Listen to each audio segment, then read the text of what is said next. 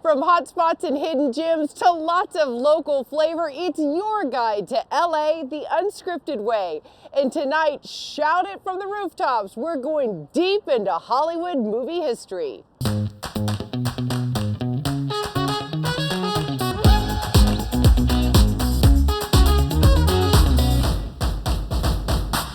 Hello and welcome to LA Unscripted, everyone. I'm Dana Devin from the Montalban Theater's Rooftop Movies.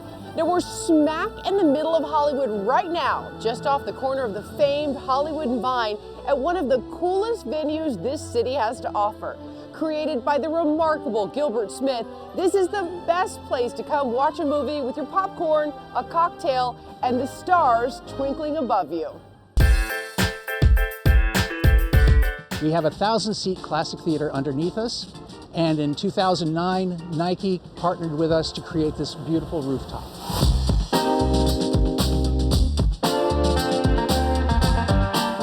Hi, I'm Gilbert Smith, and I'm the president of the Montalban Company.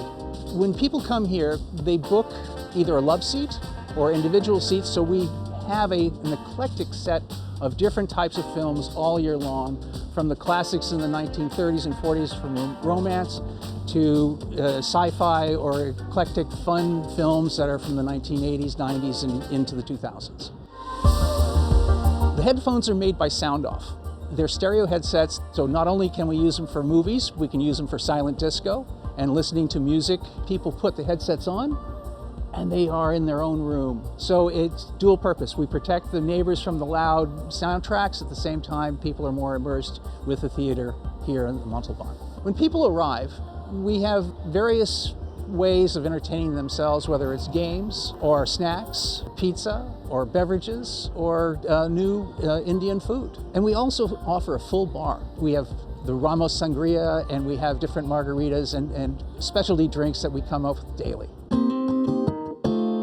I was in Dennis the Menace, the first series in 1958, and the pilot in the first season. I'm a curious individual, and when I was a child actor, I used to walk around the back lots at 4-Star or 20th Century Fox, and I imagined what the world could be as I imagined it through the eyes of other people in the business.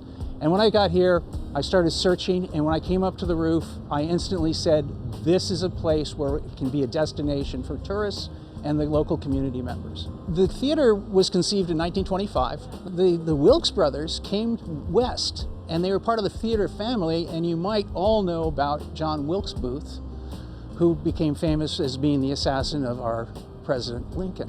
Well, they quickly got into trouble themselves with C.B. DeMille, and then in 1932, I just recently read during the pandemic that one of the brothers was accused of laundering $12.5 million. So this has had a very rich history, this theater. In the summer of '78, I was a young photographer, and I met Anita Montalban. I convinced Anita to go out with me, and we did some testing. We presented, and we never separated. We got married and had 40 years of really the most wonderful life together. Ricardo Montalban represented diversity and opportunity. He was just a magnificent man, and he did so much for our community. Most people remember that he was in Fantasy Island as the star as Mr. Rourke. He also was Khan, and it was Star Trek II. When the opportunity came for us to establish the Montalban Theater, he saw this as his life's legacy and put together the dream board and started the process, and he asked me to come in to assist him. I mean, he became my father. With all of the years together, it was just a remarkable relationship we had as a family. I've looked at where we were, what we had to do to renovate this theater, which is an ongoing project. I'm working on a 5-year program to take it even farther than what we've accomplished to date. And it is location, location, location. We have 7 hotels around us now, the Pantages, new development, up and down, north and south, that was just asphalt just 10 years ago. This is a success beyond my wildest dreams. Just operating the rooftop takes care of the entire overhead of running the theater annually. Gilbert has truly poured all of his love into this place. In fact, he's about to help one of his longtime customers pop the question to his girlfriend right before your eyes. It's a surprise engagement coming up. I love this stuff. But first, a story that made me fall in love with growing things.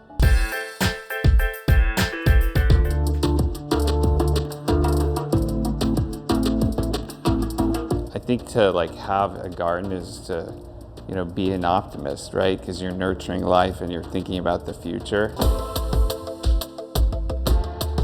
It starts here, this farm. We grow baby plants. We've grown them for the first 2 to 3 weeks of their life.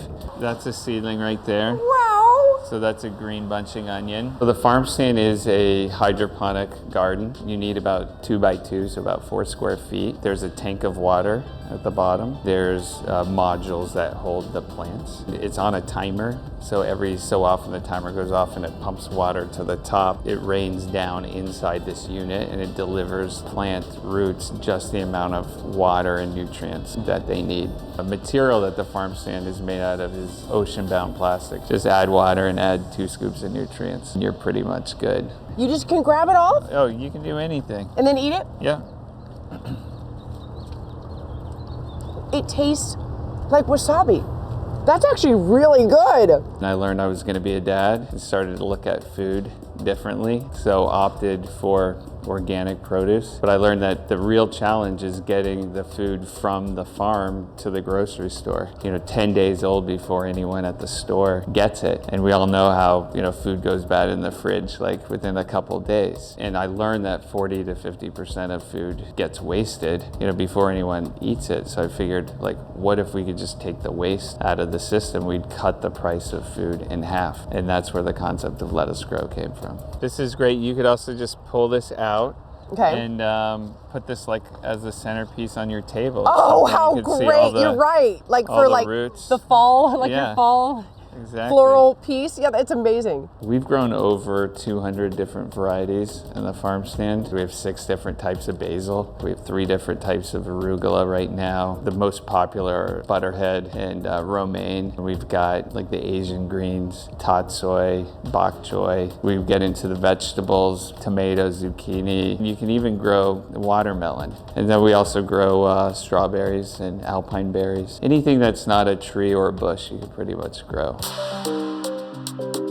It's so easy. It takes about 5 minutes a week to maintain. And we have an app, and even if you don't use your phone, we have emails that tell you exactly what to do. It's all about the experience, how meditative it is, how good for their soul. People say it's the best thing that they've done with their children, the single most, best activity. I think that growing food is in our DNA. Every time I see my kids or any kids interact with a farm stand or any garden, they're all totally pulled in.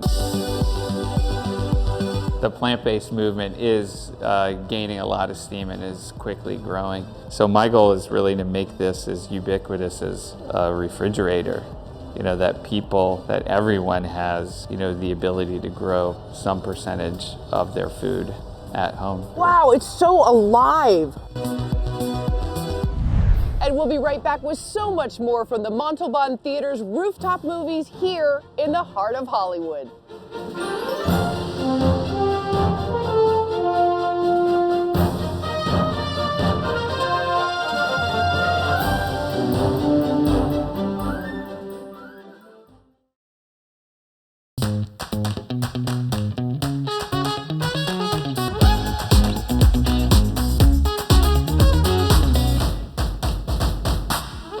Welcome back to the Montalban Theater's rooftop movies. Now, this venue is such a great place for a date that one couple who came here on their very first date is about to get engaged here, right in front of you. And the bride has no idea. Oh, I love a surprise. So here's what happened. I was called by a young man, Neil Acosta. All of a sudden, I had an opportunity to become Mr. Rourke, and he wanted to get engaged here. He's going to be asking his future wife to become engaged. It's in parallel to my life experience because this is the same day that I was engaged to my wife 40 years ago. I'm very nervous. I'm very nervous. All day long. Been nervous all day long. Neil Acosta and Alexis Tovar met through a mutual friend and came to the Montalban on their very first date. Every time they drive past, they would say to each other, "Remember that?" Well, I think Alexis will definitely remember this place for the rest of her life after tonight, because Neil secretly worked with Gilbert to make sure this moment goes off without a hitch. But you won't find anybody who's gonna love you more than me. And you can take it to the bank, I promise. So I'll shut up now. I have a really important question to ask you, if you don't mind. Wow. Make sure I do this right. Really good. Yeah. Will you marry me? Yes? Okay, good. I was kind of scared for a second.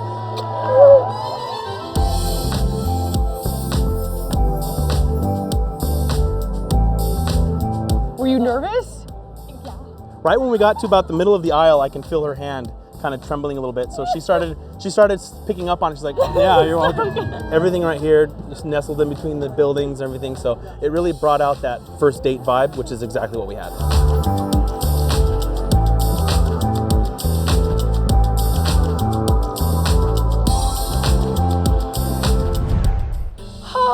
I have to say that maybe one of my most favorite moments on LA Unscripted ever. Okay, from the rooftop of love to Olivia de Bortoli on another Field of Dreams. Soccer season is back in session, and of course we're rooting for the LA Galaxy. Our sponsor, Uncle Artie, is giving us an inside look to his amazing partnership. What I loved about the LA Galaxy and the partnership we have is that soccer is what I consider the most universal sport. The LA Galaxy is a worldwide household name. You know about their history, you know they have the most championships of any MLS team. And just like my firm, which is like the UN, I mean, we have over 25 different races and nationalities in my firm. And that's also what I love about soccer. It's so multicultural, it brings people together from so many different countries, especially during the World Cup, which is one of my favorite sporting events of all time. That really was what pushed us to get involved with this amazing organization. This guy, he's super interesting. LA Galaxy. Cosmo is not only our team mascot, but esteemed co-worker, a beloved member of our Galaxy family. Cosmo comes from the planet Pluto. In 2003, he crash landed on this site. Cosmo's been with us ever since. I see that Cosmo has an extra shirt here. What's going on with this shirt? Cosmo loves having visitors to our beautiful stadium as well. He wanted to give you a little token of his appreciation for you coming out. Cosmo, thank you. This is the greatest gift ever. So now we can match. Bernier Law is a law firm I founded about 10 years ago. Went on my own with 5 clients, and now 10 years later, I consider us one of the household names for civil law and litigation in LA.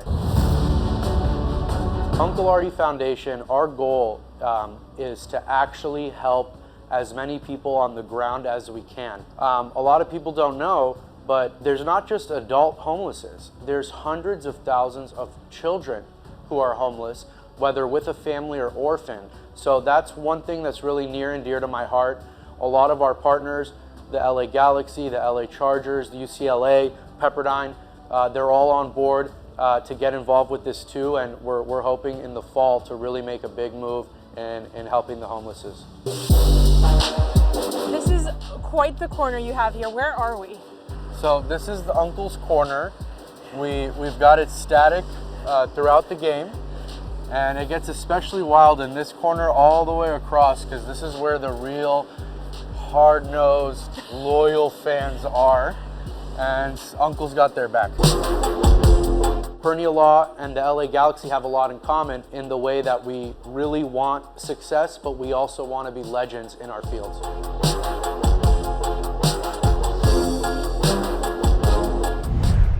And we'll be right back with so much more from the Montalban Theater's rooftop movies here in the heart of Hollywood.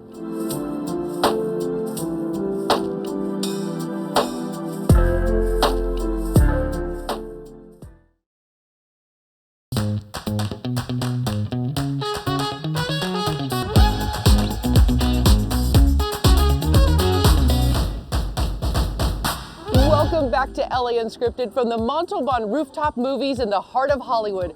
This place has so much cool history. It's no wonder Gilbert has dedicated his life to keeping it running. Since taking it over in 2006, Gilbert has had over 600 screenings of movies to over 50,000 people, creating memorable nights for so many Angelinos in truly the most wonderful setting. In 1993, Ricardo Montalban won the SAG Lifetime Achievement Award. Gilbert sat in the audience with his wife, Ricardo's daughter, Anita. Ricardo joked, "I'd like to thank my wonderful daughter, Anita, to whom I gave a glorious name, Anita Montalban, but she got married, and now she's Anita Smith." Well, one writer had this to say, "Fear not, Ricardo, your glorious name lives. Fear not to the artist of color seeking to achieve greatness. Your legacy will go on forever, as permanent to Hollywood as the famous sign in the hills, thanks to a man named Ricardo and a man named Smith, and the theater forever named the Montalban." Now, one of the movies that played right here, The Thomas Crown Affair, starring Steve McQueen.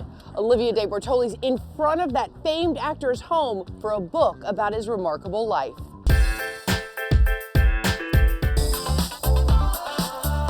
What's fascinated me about Steve McQueen is just that, you know, he was a very charismatic individual. He kind of represents, to me, kind of a lost American icon that you don't see anymore, a guy who's not very politically correct, a guy who did things his own way. It's called Steve McQueen in His Own Words. The reason why I did the book was because many biographies have been written about Steve McQueen. And Steve McQueen almost did a memoir he was trying to do one on his deathbed, and it didn't happen that way because he had advanced cancer. One fun fact that you think that doing all your research that nobody knows about Steve McQueen? Go. He was a towel boy in a brothel. You don't get a lot of movie stars making that claim. He was supposed to be there the night that Sharon Tate was killed at her house.